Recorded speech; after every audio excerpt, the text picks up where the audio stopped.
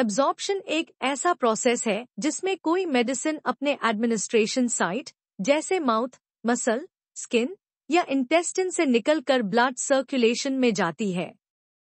ये फार्माकोकाइनेटिक्स का पहला और बहुत इंपॉर्टेंट स्टेप है, क्योंकि इसी से डिसाइड होता है कि ड्रग कितनी मात्रा में और कितनी तेजी से बॉडी में अवेलेबल होती है अपना इफेक्ट दिखाने के लिए।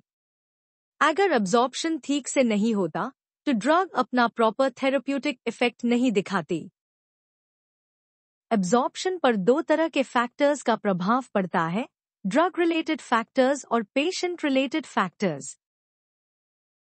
ड्रग रिलेटेड फैक्टर्स में ड्रग की अपनी फिजिकल और केमिकल प्रॉपर्टीज आती है। अगर ड्रग लिपिड सोल्यूबल है तो वो इजीली सेल मेम्ब्रेन क्रॉस करके एब्जॉर्ब हो जाती है, जबकि वाटर सोल्यूबल ड्रग्स कंपैरेटिवली कम एब्जॉर्ब होती है। छोटी साइज वाली मॉलिक्यूल्स ज्यादा फास्ट एब्जॉर्ब होती है क्योंकि उन्हें मेम्ब्रेन क्रॉस करने में आसानी होती है। डिग्री ऑफ आयोनाइजेशन भी इम्पोर्टेंट फैक्टर है। सिर्फ अनआयोनाइज्ड मतलब बिना चार्ज वाली फॉर्म हाई मेम्ब्रेन क्रॉस कर सकती है। वीक एसिड ड्रग्स स्टमक के एसिडिक मीडियम में अच्छा एब्जॉर्ब होती है, जबकि वीक बेस ड्रग्स इंटेस्टिन के अल्कलाइन मीडियम में। डोसेज फॉर्म भी एब्जॉर्प्शन पर असर करता है। लिक्विड फॉर्म सॉल्यूशन सबसे फास्ट एब्जॉर्ब होती है, देन सस्पेंशन, कैप्सूल और टैबलेट। ड्रग कंसंट्रेशन बढ़ने से डिफ्यूजन फास्ट होता है, लेकिन एक लिमिट तक ही। अगर ड्रग केमिकल तौर पर अनस्टेबल है जैसे पेनिसिलिन जी या इंसुलिन, तो वो स्टमक एसिड में डिस्ट्रॉय हो जाती है और ऑरली इफेक्टिव नहीं होती। छोटी पार्टिकल साइज और ज्यादा सरफेस एरिया वाली ड्रग्स फास्ट डिसोल्व होती है और उनका एब्जॉर्प्शन ज्यादा होता है।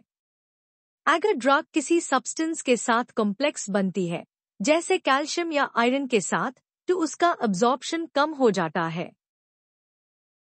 पेशेंट रिलेटेड फैक्टर्स में पेशेंट के फिजियोलॉजिकल और एनवायरमेंटल कंडीशंस का रोल होता है। रूट ऑफ एडमिनिस्ट्रेशन का सबसे बड़ा इफेक्ट होता है। आईवी रूट से 100% बायोअवेलेबिलिटी मिलती है, आईएम और एससी रूट से थोड़ा कम और ओरल रूट से सबसे कम, क्योंकि वहां एब्जॉर्प्शन और मेटाबॉलिज्म दोनों होते हैं।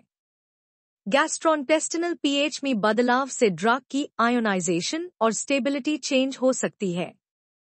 फूड भी एब्जॉर्प्शन को बढ़ा या घटा सकता है, जैसे fatty food lipid soluble drugs जैसे ग्रिजोफुल्विन का एब्जॉर्प्शन बढ़ाता है, पर कुछ ड्रग्स जैसे टेट्रासाइक्लिन एब्जॉर्प्शन कम कर देता है। गैस्ट्रिक एम्प्टीइंग और इंटेस्टिनल मोटिलिटी अगर फास्ट है तो एब्जॉर्प्शन तेज होता है, अगर स्लो है तो डिले होता है। ब्लड फ्लो भी इम्पोर्टेंट है। जहां ज्यादा ब्लड फ्लो होता है जैसे मसल, वहां एब्जॉर्प्शन फास्ट होता है। इंटेस्टिन का सरफेस एरिया बहुत ज्यादा होता है, इसलिए वहां मैक्सिमम एब्जॉर्प्शन होता है। कुछ ड्रग्स जैसे प्रोप्रानोलॉल और नाइट्रोग्लिसरीन लिवर में पहले हाई मेटाबोलाइज हो जाती है, जिसे उनका फर्स्ट पास मेटाबॉलिज्म होता है और बायोअवेलेबिलिटी कम हो जाती है। एज और डिजीज कंडीशन भी इफेक्ट करती है।